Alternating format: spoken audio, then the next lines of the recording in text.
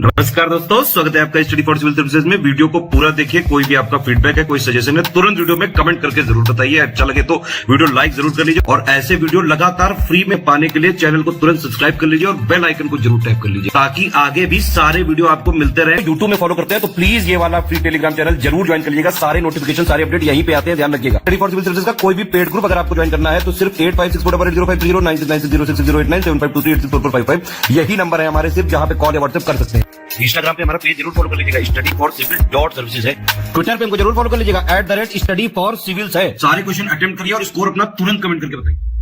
दोस्तों नमस्कार, study for civil services में आपका बेहद स्वागत है। आरओ एग्जामिनेशन की पेड क्विज हम लगातार देख रहे हैं, आगे भी देखते रहेंगे। उसी क्रम में अगला वीडियो स्टार्ट करेंगे आज के फर्स्ट क्वेश्चन के साथ। आपसे पूछा जा रहा है, दो स्टेटमेंट है आपके पास, कौन सा कथन सही है इसमें, ठीक? तो देखिए, पढ़ लेते हैं इसको। भारत का प्रथम विदेशी आक्रमण ईरान के हखमनी वंश के राजाओं ने किया और हखमनी वंश का संस्थापक इसमें साइरस द्वितीय था, ठीक है? तो दोनों स्टेटमेंट यहाँ पे करेक्ट हैं। इसको हम यहाँ पे पहले इंग्लिश में भी देख लेते हैं, बोथ 1 and 2।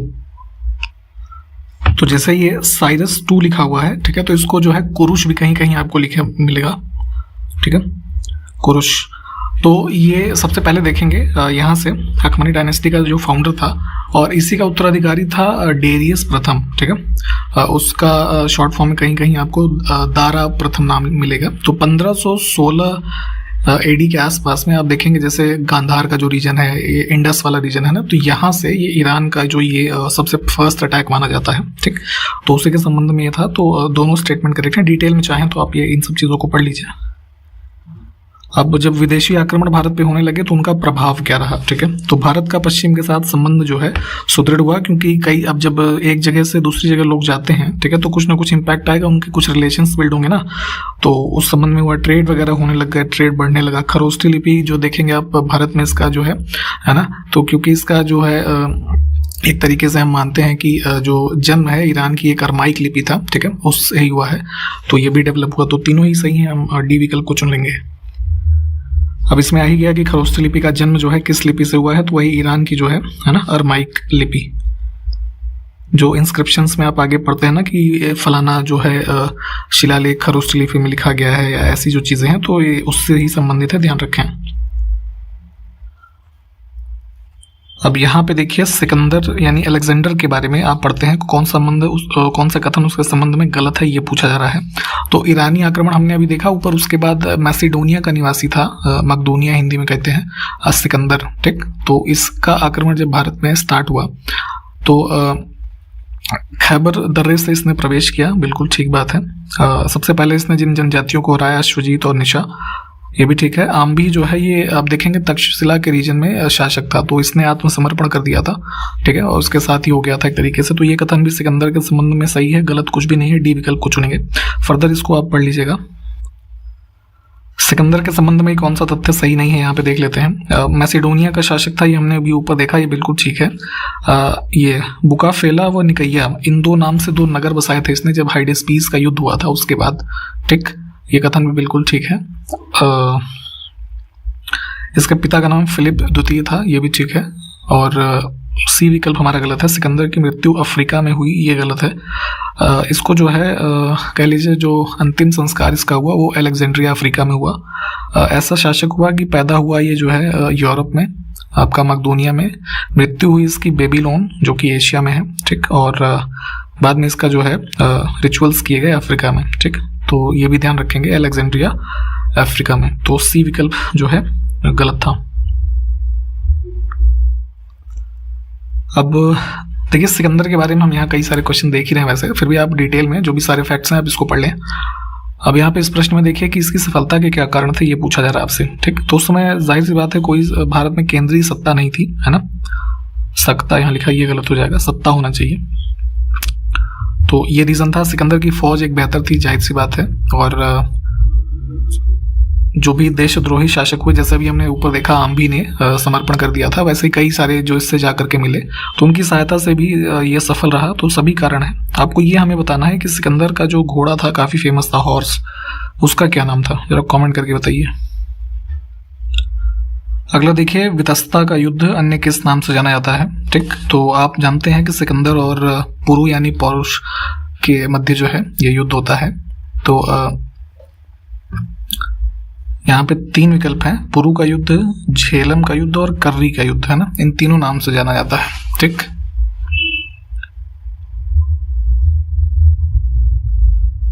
फंडामेंटल ड्यूटीज की बात की जा रही है कि किस अनुच्छेद में जो है इनका उल्लेख है, तो ये 51A जो हो जाएगा करेक्ट आंसर। ठीक है, पार्ट 4A। मौलिक कर्तव्यों की कुल संख्या कितनी है? 11।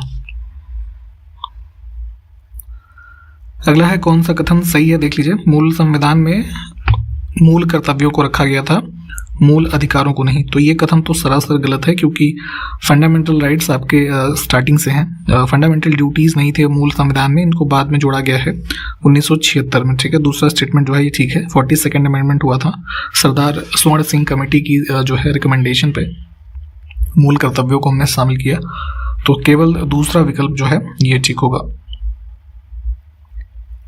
इसमें कौन सा कथन सही नहीं है देखना है, तो मूल संविधान के माफ कीजिएगा, फंडामेंटल ड्यूटीज यानी मौलिक कर्तव्यों के बारे में चीज़ें पूछी जा रही हैं आपसे। तो इसमें ये देखिए,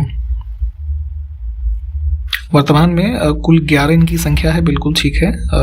JS वर्मा समिति मौलिक कर्तव्यों से संबंधित थी, ये भी ठीक है। इसको इफेक्टिव बनाने के लिए जो है कुछ रिकमेंडेशन के लिए 1999 में इसका गठन किया गया था।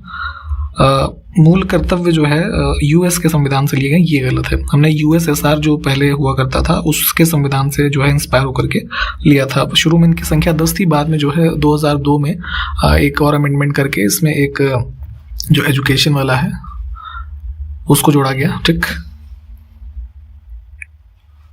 उत्तर प्रदेश का नहर सिंचाई में देश में कौन सा स्थान है, तो देखेंगे कैनाल इरिगेशन, जितने भी हमारे एग्रीकल्चरल लैंड्स हैं, तो सिंचाई के माध्यम के रूप में नहरों से इनका जो सिंचित क्षेत्र है उसमें उत्तर प्रदेश का पहला स्थान है। ठीक है, फिर है कि उत्तर प्रदेश के किस भाग में नहरों का घनत्व सबसे ज्यादा है। ठीक है, तो कंपैरेटिवली पूरे ओवरऑल यूपी की बात करेंगे तो जो पश्चिमी उत्तर प्रदेश के जिले हैं यहाँ पे लैंड होल्डिंग्स भी बड़ी बड़ी हैं और यहाँ पे इनकी नहरों की संख्या यानी कि डेंसिटी जो है वो काफी ज्यादा है। ठीक है, बाकी अन्य हिस्सों की तुलना में बी विकल्प को चुनेंगे। अब इसमें सकल सिंचित क्षेत्र जो है वो कितना है, तो जितने भी एग्रीकल्चरल लैंड है मान लीजिए यूपी में, उसका ग्रॉस इरिगेटेड एरिया का कुछ आंकड़ा है, तो यहाँ पे बस इसको एज अ फैक्ट देखिए 209.65 लाख हेक्टेयर। ठीक, अब देखिए उत्तर प्रदेश में तालाबों व पोखरों से सिंचाई का सर्वाधिक प्रचलन किस क्षेत्र में है। ठीक, तो पोन्स और ये पडल्स जो हैं इनके मामलों में देखेंगे तो ये एक मेजर सोर्स ऑफ इरिगेशन है आपका, जो ये इधर झांसी, ललितपुर, महोबा, ये सब रीजन है, बुंदेलखंड का जो क्षेत्र है ये हो जाएगा उत्तर। फिर है कि सिंचाई का सबसे बड़ा उत्तर प्रदेश में साधन क्या है, तो एक मेजर मतलब सबसे बड़ा जो सोर्स ऑफ इरिगेशन है वो नलकूप यानी कि ट्यूबवेल है। उत्तर प्रदेश की सबसे बड़ी नहर प्रणाली कौन सी है, तो जो भी कैनाल्स बिल्ड की गई उत्तर प्रदेश राज्य में सबसे ओल्डेस्ट है शारदा नहर, बी विकल्प को चुनेंगे। इसकी बात करें तो अराउंड 1928 के आसपास जो है आप देखेंगे ये पीलीभीत के एरिया में जो शारदा यानी कि काली नदी है ना, उससे इसको निकाला गया है। ठीक, अब सिंचाई हेतु पहला कार्यालय 1823 में उत्तर प्रदेश में कहां पर खोला गया ये पूछ रहे हैं, तो अब ये ब्रिटिश टाइम पीरियड की बात है, यहाँ पे खोला गया था इसको सहारनपुर में। ठीक है, पश्चिमी उत्तर प्रदेश में। इसमें कौन सा कथन अब गलत है देख लेते हैं, तो ऊपर के दो का स्टेटमेंट हमारे ठीक है। रिहंद परियोजना का निर्माण 1952 में पूरा हुआ, ये गलत हो जाएगा क्योंकि इसका कार्य आप देखेंगे ये रिहंद नदी से मतलब उसकी जो एक सहायक नदी है सोन की, उस पे स्थित है और 1962 में जो है ये इसका काम पूरा हुआ था, तो ये इसलिए गलत है, बाकी दोनों स्टेटमेंट हमारे ठीक हैं। अगला है बाण सागर परियोजना किन राज्यों के बीच प्रस्तावित परियोजना है। ठीक, तो ये जो बाण सागर प्रोजेक्ट है इसमें 3 राज्य शामिल हैं, उत्तर प्रदेश, मध्य प्रदेश और बिहार, है ना, बी विकल्प को चुनेंगे। पुरुष एकल का मैड्रिड ओपन का खिताब किसने जीता है, तो 2022 का जो मैड्रिड ओपन टेनिस टूर्नामेंट है इसमें जीते हैं स्पेन के कार्लोस अल्कराज, बी विकल्प जो है ये करेक्ट हो जाएगा। इन्होंने हराया है अलेक्जेंडर जेवरेव को, जो विकल्प ए में लिखा हुआ है। नेक्स्ट है खेलो इंडिया यूनिवर्सिटी गेम्स के दूसरे संस्करण का आयोजन कहाँ पे किया गया। तो अभी ये आयोजित हुआ था खेलो इंडिया यूनिवर्सिटी गेम्स बेंगलोर के अंदर कर्नाटक में, जो है इसमें अप्रैल और मई स्टार्टिंग और अप्रैल एंड के बीच में। इसमें जीतने वाली यूनिवर्सिटी का नाम ध्यान रखिएगा, जैन यूनिवर्सिटी है, ठीक है, उन्होंने जीता है।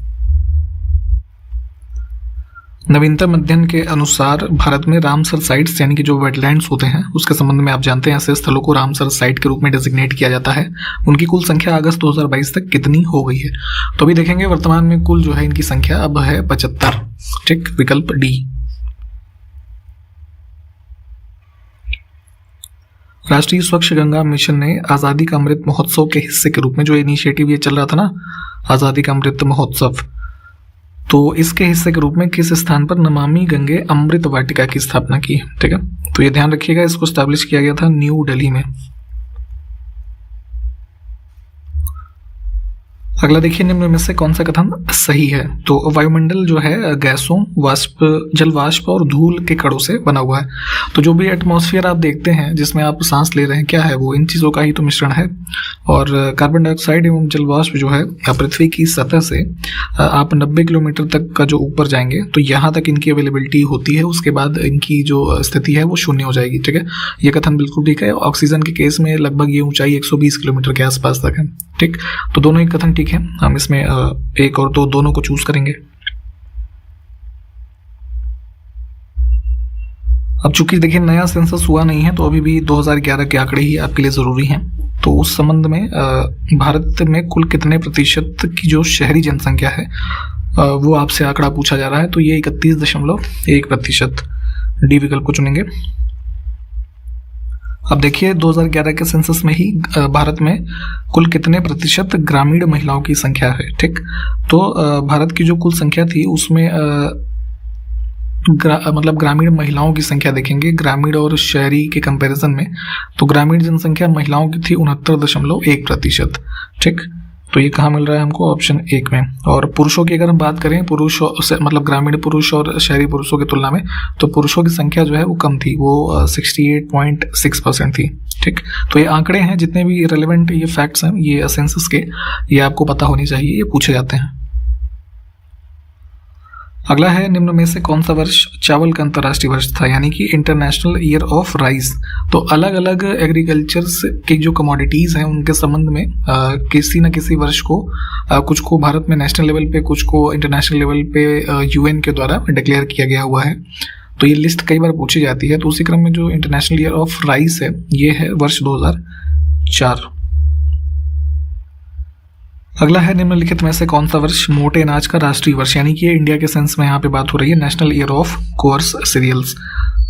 तो ये डिक्लेयर किया गया था गवर्नमेंट ऑफ इंडिया के द्वारा वर्ष 2018 को, ठीक है। और लास्ट ईयर जो है यूनाइटेड नेशन ने इंटरनेशनल ईयर ऑफ मिलेट्स जो है इसको डिक्लेयर किया है वर्ष 2023 को। तो ये भी ध्यान रखिएगा।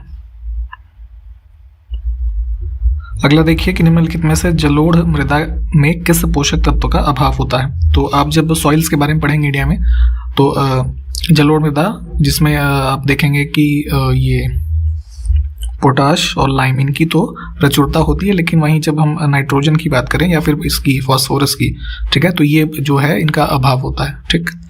तो इसमें सी विकल्प को चुनेंगे। अब कौन सा राज्य जो है काली मृदा का क्षेत्र है ये बताना है भारत में। तो ये आप देखते हैं जैसे इंडिया का मैप, ये दक्कन प्लेटू का जितना भी आप रीजन देखेंगे उसमें महाराष्ट्र, गुजरात, तमिलनाडु, ये मध्य प्रदेश है ना, इनके जो ये एरिया है ये काली मृदा इसके अंतर्गत आएंगे। तो चारों ही करेक्ट हो जाएंगे। इसको आप एक अन्य नाम से भी जानते हैं काली मृदा को, रेगुर नाम से, है ना, ये भी कई बार आपसे पूछा जाता है, इसको ध्यान रखिएगा। अब जलोढ़ मृदा की मुख्य फसलें आपको बतानी है। तो मेजर आप इंडिया में इनका रीजन देखेंगे तो इधर गंगा ब्रह्मपुत्र का जो दोआब का मेजर रीजन है, ठीक है, ये डोमिनेट करता है जलोढ़ मृदा वाला एरिया।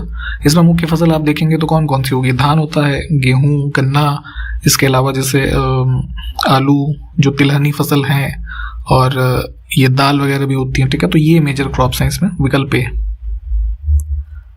अब देखिए चाय, कॉफी, रबर तथा सिनकोना, ठीक है, इन फसलों के लिए कौन सी मृदा जो है सर्वाधिक उपयुक्त है। तो अब ये देखेंगे आप मेजर प्रोडक्शन वाले एरिया, तो लेटेराइट सॉइल जो होती है ना, इसमें होते हैं। आप इनके क्षेत्र अगर बात करें तो जैसे इधर साउथ इंडिया के हमारे स्टेट्स हैं, कर्नाटक, केरल, तमिलनाडु, फिर इधर नॉर्थ ईस्ट में असम है ना, कुछ रीजन्स महाराष्ट्र के भी हैं, उड़ीसा के हैं, जो ये हिली एरियाज हैं, इसमें जो है मेजर रीजन है लेटेराइट सॉइल का। अगला है Indian council of agriculture research, ICAR, काफ़ी इंपॉर्टेंट है। एग्रीकल्चरल एक्टिविटीज़ से संबंधित जितने भी चीज़ें हैं इंडिया में उनको मैनेज करने के लिए ये संस्थान जो है काफ़ी हद तक रिस्पॉन्सिबल है, ठीक। तो ये स्थित है न्यू दिल्ली में। विकल्प बी को चुनेंगे। इसकी स्थापना के वर्ष की बात करें तो 1929 में इसको स्टैब्लिश किया गया था। एक अन्य संस्थान institute of forest genetics and T breeding, ठीक है, ये कहाँ पे स्थित है, तो ये है इसमें कोयम्बटूर, तमिलनाडु में। विकल्प ए। इसकी स्थापना के वर्ष की अगर हम बात करें तो ये 1988 में स्टैब्लिश किया गया था, ठीक। आगे देखिए महिला विधायकों का राष्ट्रीय सम्मेलन कहाँ आयोजित हुआ, इसमें ये बताना है। तो पहली बार इस तरीके का एक आयोजन किया गया आज़ादी का जो 75वीं वर्षगांठ वाला इनिशिएटिव स्टार्ट हुआ था उसी के तहत। तो केरल में इसको तिरुवनंतपुरम में जो है यहाँ पे ऑर्गेनाइज किया गया। इसको इनॉग्रेट किया था उस समय जो है, ये मई में बेसिकली हुआ था, 2022 मई में।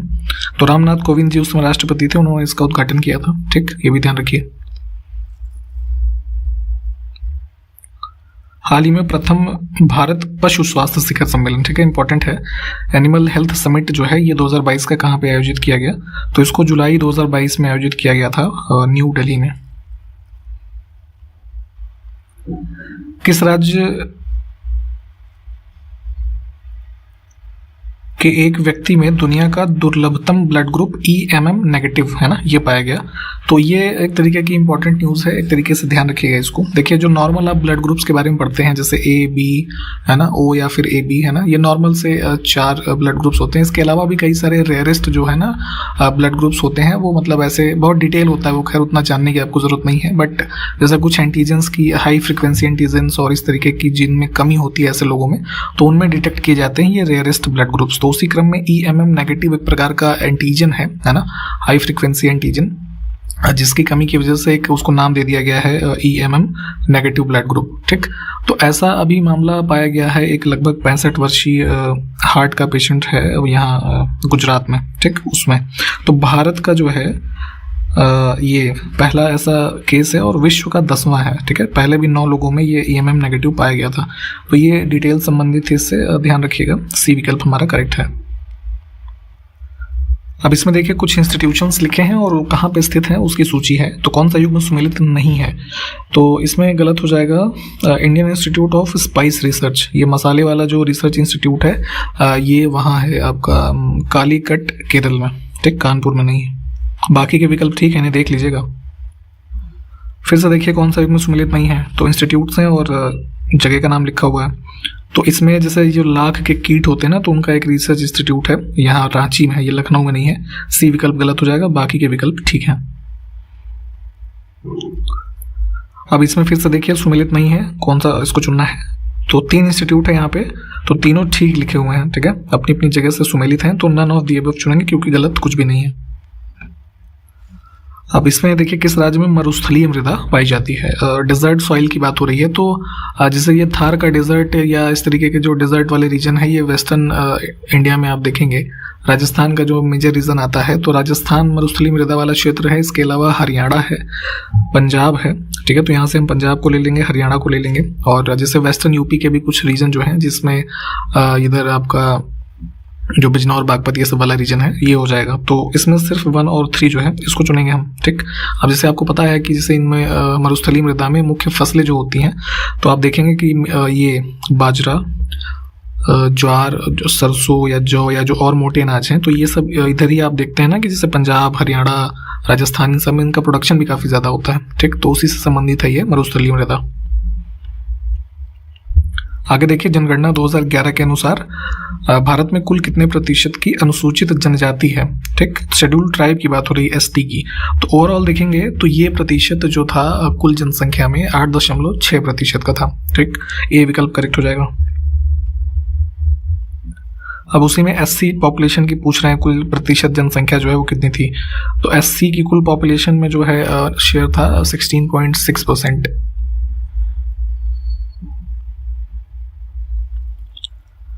अगला देखिए, भोपाल गैस त्रासदी के बाद भारत सरकार ने संविधान के किस अनुच्छेद के तहत पर्यावरण संरक्षण अधिनियम 1986 को पारित किया। ठीक, तो आपको पता होगा कि यूनियन कार्बाइड फैक्ट्री में जो वहाँ पे ये गैस थी ना, मिथाइल आइसोसाइनेट, ये भी पूछा जाता है कई बार, इसका नाम ध्यान रखिएगा।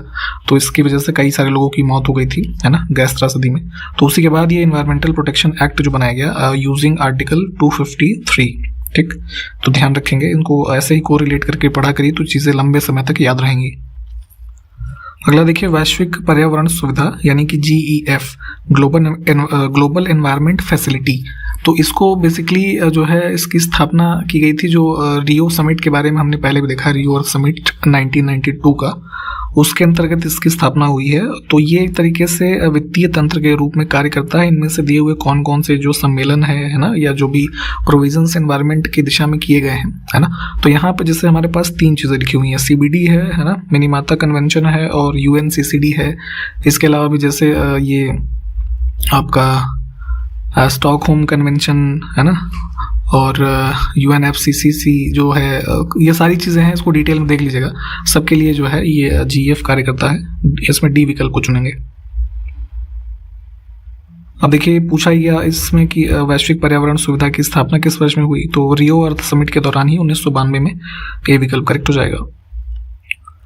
अब वायुमंडल का सबसे नीचे का संस्तर कौन सा है। तो एटमॉस्फेरिक लेयर्स आप पढ़ते हैं, तो 5 प्रकार के लेयर आप पढ़ते हैं। सबसे नीचे क्या, ट्रोपोस्फियर। ठीक है, तो यही सबसे नीचे होता है ना। फिर स्ट्रेटोस्फियर, मीजोस्फियर, थर्मोस्फियर, फिर एक्सोस्फियर, ऐसे पूरा क्रम होता है। तो ए विकल्प को चुनेंगे, और इसके बारे में डिटेल में भी देख लीजिए। और इस पर्टिकुलर वीडियो में यहीं तक रखेंगे, सारे क्वेश्चंस आप देख लीजिए, और उसके जो रेलेवेंट फैक्ट्स होते हैं आप उसको अपने नोट्स वगैरह में से कवर करते रहें। हम आपसे अगले वीडियो में मिलते हैं, तब तक के लिए नमस्कार, जय हिंद।